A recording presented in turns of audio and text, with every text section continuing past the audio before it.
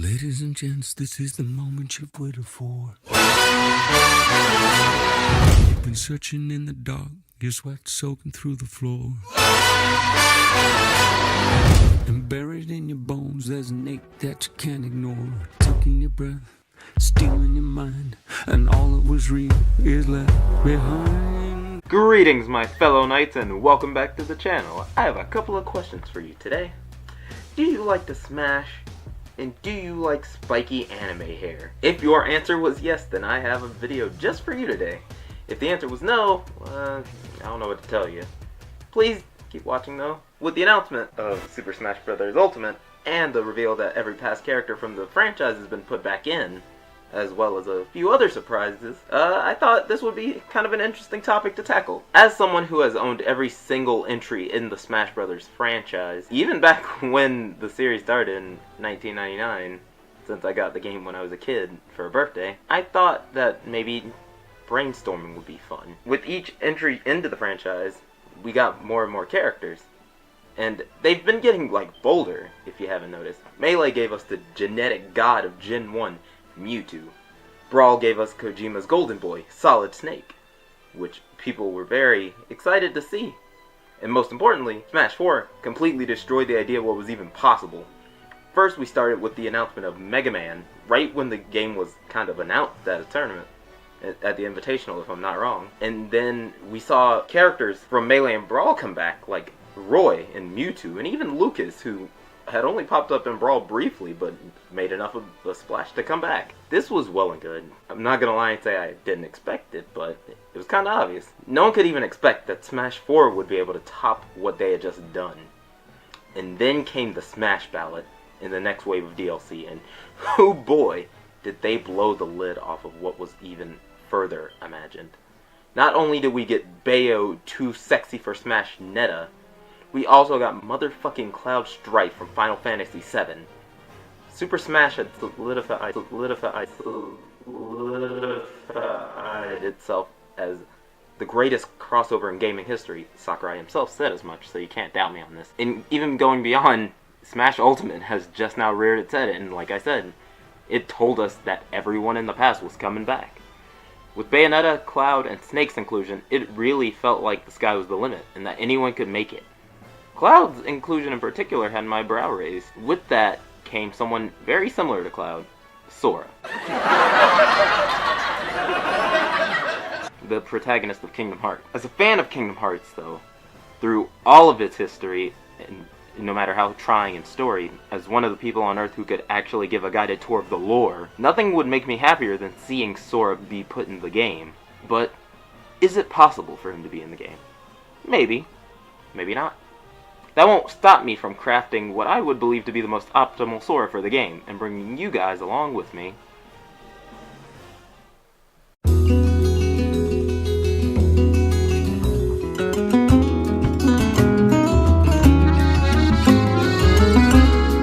Now, let's start with something simple. You know, the kind of just surface level things about Sora. I thought this would be the easiest category to do, so we'll start with that. Starting with his voice. I think his English voice actor, Haley Joel Osment, has done a great job and has come a long way since Kingdom Hearts 1. It's only really weird to hear him voice Sora when they choose to go back to the 14-year-old Sora design from Kingdom Hearts 1, but I think his voice now fits the older Sora perfectly. And I say his English voice instead of the Japanese voice because it seems that Smash Ultimate is going for the English VA thing, so we're probably gonna see Roy and Cloud also get English voice actors. Nah, he just looks big! We'll show him! Shit. Aside from Marth, who we have confirmed already. Weight-wise, I think he'd probably be similar to Cloud and Shulk, where he's not too heavy, but he's not too light either. He's about mid-range in weight. The icon that every player has, you know, Mario has the mushroom, Link has the Triforce. I think Sora would probably have a Keyblade icon like we've seen in Kingdom Hearts Chain of Memories. Or just a crown, like the crown necklace that he has. Those are pretty simple. But for the final thing in the superficial category, we'll get to Sora's outfits, which honestly is kind of what inspired this video, aside from my love for the character. So Sora, I have planned 8 different outfits. Some are a bit controversial, or to me they were, because I had such a hard time picking. First costume would be his Kingdom Hearts 3 default outfit, the one that we've seen so much promo material of. And I only feel like that's good and perfect because Kingdom Hearts 3 is right around the corner, and it would be good to see Sora in this new outfit. We've gotten Breath of the Wild Link and Link Between Worlds Zelda, so all of the characters are kind of getting a rework, revamp, and like appearance-wise they're becoming more beautiful and high def. So I think it'd be great just to see Sora in his new outfit for the new game that's coming out. I struggle with this only because Kingdom Hearts 2 Sora is probably more recognizable.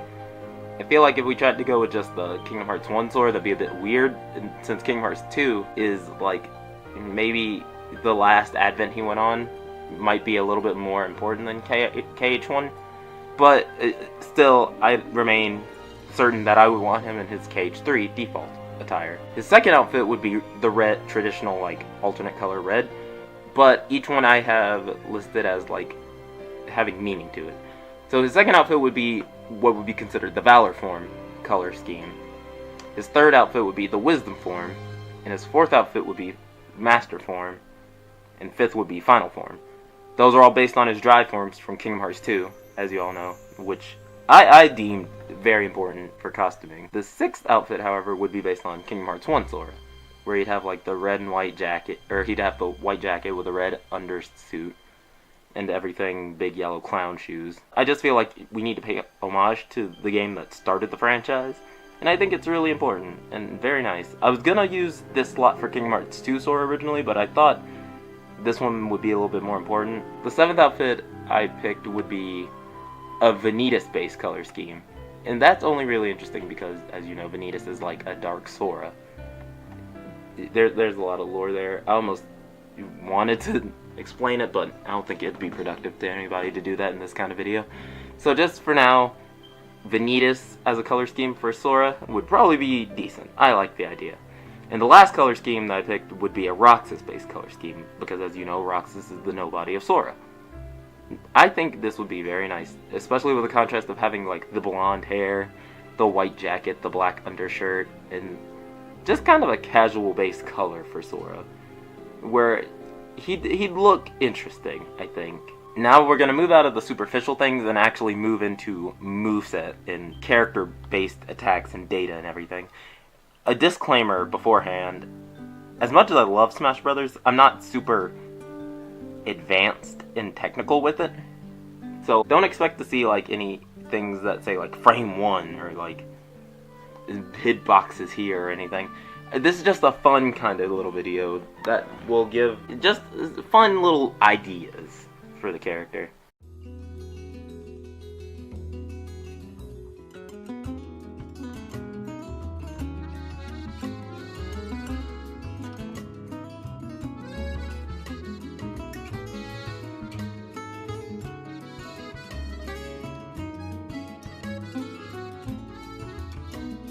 So we're going to start with specials. Sora's neutral B. I decided after thinking a lot, because for a while I was thinking, should Sora just have mainly Keyblade based abilities, or should I also let him have magic? I eventually settled on trying to do a mix. Sora's neutral B I decided would be Blizzard. It's a chargeable move. It can be charged up to 3 stages. By pressing the button simply, he just fires a single little Blizzard crystal. If Sora charges up a bit, it turns into Blizzara. It shortens the range of the attack, but upon making contact, it would widen and deal AoE damage to surrounding foes. Charging it all the way to level 3 gets Blizzaga. The attack would travel the slowest and shortest distance, but it also has the largest attack radius and would freeze the enemy upon contact. Same with the surrounding AoE attack, though it has a lower chance to freeze on the AoE. It can be fired upwards, straight ahead, and if Sora is jumping in the air, then it can be shot downwards as well. I included percentages. Blizzard itself does 8%, Blizzara does 12% plus 8% max damage AoE, and Blizzaga does 15% and 10% max AoE damage. Sora's side B would be the Sliding Dash. Sliding Dash is an ability that's been with the game since Kingdom Hearts Chain of Memories and Kingdom Hearts 1 Final Mix, I believe, and is an ability that all Keyblade users have been shown to have. For this, Sora is going to slide across the ground and can trip his foes. It has good combo potential, in my mind, as when he trips him up, he should be able to act immediately out of this. It can be used on the ground and in the air. In the air, Sliding Dash can go straight across, and has medium range. It can only move straight across, however. You can't angle it upwards or downwards or anything like that. If Sora's using sliding dash in the air, he is only going straight. I believe he would have a kind of way to move out of this. Like, it doesn't put him into free fall. And by pressing shield, he can cancel out of the sliding dash. The damage for this would be 10%. Sora's down B. I never decided on one particular. I have two ideas for this that I think would be interesting. The first option would be strike rate. Sora flings his Keyblade at the opponent. The first time it hits, it will stun the foe, and on the way back it brings them towards Sora. Again, another ability with good combo potential. The first hit would do 4%, and the second hit would do 7%. The alternate down B that I decided would be Stun Impact for Sora. Sora conjures a magical field that lasts only 2 seconds. It erases projectiles and can stun any foe in the short range. The damage for this would be 4%, and like I said, I'm not going to provide like what would be hitboxes or frame data, but it would be a noticeably short range move, especially since it has the ability to stun opponents. Up B. Sora's up B would be Glide. Using the power of Pixie Dust, Sora takes to the sky. He does no damage while using this move, but he can move any direction for 3 seconds. Movement speed is medium, and Sora can act out of this up B by pressing any button, though it won't get a recharge on the ability until he touches down on the ground. Depending on how long he's in the air, his landing lag will also increase. When taking off from the stage, Sora pushes off with an arrow spell. The arrow spell doesn't do any damage, but it does have the potential to knock foes back. So if you're just trying to gimp somebody, this could be a fun little way to do it. Now moving into Sora's normals, his A button moves. His standard jab. This was one that I was curious about how I'd do, but I thought it would be fun to kind of tie in Ars Arcanum. So his standard jab sees him do the 3-hit combo from Kingdom Hearts 1 where he does dit, and then like the spinning slash. But by either holding down or pressing A repeatedly, Sora goes into Ars Arcanum, which is the traditional Keyblade assault combo that we've seen Sora do since Kingdom Hearts 1, and the ability has been used by other characters too, including Ventus and others from other Kingdom Hearts games. The damage for this one's a little weird, because I'm not sure how you'd scale that, but I put the first 2 hits would do 2%, the third hit would do 7%, onward for each hit of the Ars Arcanum would do 1% until the final slashing front flip is a 9% attack. And that's just because I really like how Ars Arcanum looks, so I thought it'd be interesting. Sora's dash attack would be Slapshot. It's an ability that Sora uses in Kingdom Hearts 1 Final Mix, where he swiftly performs an underhanded swift strike, like knocking upwards. I thought it would be fun to use as a dash attack, and I labeled it under 10%, but that might need to be lowered. Sora's forward tilt. He performs a diagonal slash downwards, similar to Squall's or Leon's slash from Kingdom Hearts 1, and it does 8%. Sora's down tilt. It's just a quick slash towards the ankles, and it does 7%. That has no basis in the game, I just didn't know what I could put there. Sora's up tilt, the upper slash, an upward strike that pulls the target close to Sora for easy linking, 10% damage. Sora's neutral air, an aerial sweep, a powerful 360-degree aerial slash. It does 2 hits back to back. The first hit would do 8%, and the second hit would do 9%. Sora's forward air. It's the air combo finisher from Kingdom Hearts 2. It's just his basic front flip slash. He performs a vertical slash that propels him forward while he flips. So, you know, you could be using it like kind of how Sheik does her forward airs to just constantly slap your opponent off the stage until they reach the blast zone. This would do 12%. Sora's back air. This would be just a simple horizontal slash, and it would do 12%. Sora's down air. I struggled with this one again because I didn't want to make it a traditional, just sort of plunging attack like Toon Links or Shulks. So, and again, I wanted to play with the magical aspect of the Keyblade, so I decided to make this based on the ability Explosion in the game. Channeling his magic, Sora causes an explosion from the palm of his hand aimed downward. This move can slow Sora's descent to the ground as well. Explosion can also be used to spike or meteor smash. I think this would be interesting, especially in the terms of recovering. Sort of like Corrin's back air, when they can use it to attack, but they can also use it to push them back towards the stage a little bit. So I thought it'd be fun, especially tying it in with magic. Sora's up air is Hurricane Blast. It's a multi-hitting attack. Sora performs a spinning backflip, slashing the opponent 3 times in a vertical manner, which contains decent knockback. The first and second hits do 5%, while the last hit, the third hit, does 7%. Moving into what another important part of any character's moveset, the smash attacks. These were fun to think of, if I'm being honest, because I wanted to see how unique I could kinda get with these. We'll start with the up smash. Thundaga. Sora raises the Keyblade overhead, which causes a large burst of electricity overhead. This attack will do extra damage if the Keyblade makes contact with the foe before bursting with lightning.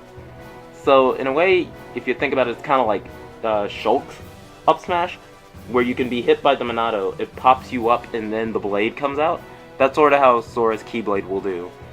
It pops you up and then a burst of electricity comes down and sends you flying outwards. The angle of this sends you more up and to the right. Damage-wise, it does 18%, and if the Keyblade connects beforehand, you get an extra 7% for 25% damage max. His side smash is the guard break. This is an attack that Sora gets in Kingdom Hearts 2. It's a combo finisher with a powerful stabbing motion. It's a sharp piercing attack imbued with the magic of the Keyblade. This has a higher potential of shield breaking than other smashes. If fully charged, it will instantly just destroy your opponent's shield. At max damage percent, this will do 24%. Sora's down smash is the round break. Sora gets down low to the ground and performs a single 360-degree rotation using the Keyblade.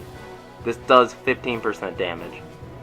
In retrospect, that might do a little bit too little damage, but I wanted to try and make it balanced. I want Sora to be too OP, even though the kind of character I built him up to be is like a fantastic on-stage brawler who commands base with combos. Onto Sora's grabs. He has a standard grab where he just kind of grabs your shirt, and pummels. With his pummels, he uses the hilt of his Keyblade to just bonk you on the head. Sora's up throw conjures an arrow spell behind the foe, and then he throws them into it, which tosses them up. Sora's down throw. He uses gravity, a magic spell from Kingdom Hearts 1, to force the enemy down and then it'll pop them back up. This probably has good combo potential if they're at low percent. If they're at low percent and it pops them up, Sora can use the upper hit to just keep comboing them for a little bit longer. Sora's forward throw knocks the opponent down, using his Keyblade in a manner similar to a golf club, so he just kind of smacks them away. And Sora's back throw, using the spell Magnet from Kingdom Hearts 1 most prominent. No. I'm dumb. But using the Magnet spell, Sora shifts his opponent behind him and then flings them away using Magnet. Sora's taunts. These were fun, I'm not gonna lie, to mess with. Just because as a character, Sora's really goofy, really fun. So I'm not entirely sure what I would do here. And even then, I'm not sure if I'd say these are final, but I like most of them. Sora's up taunt is break time.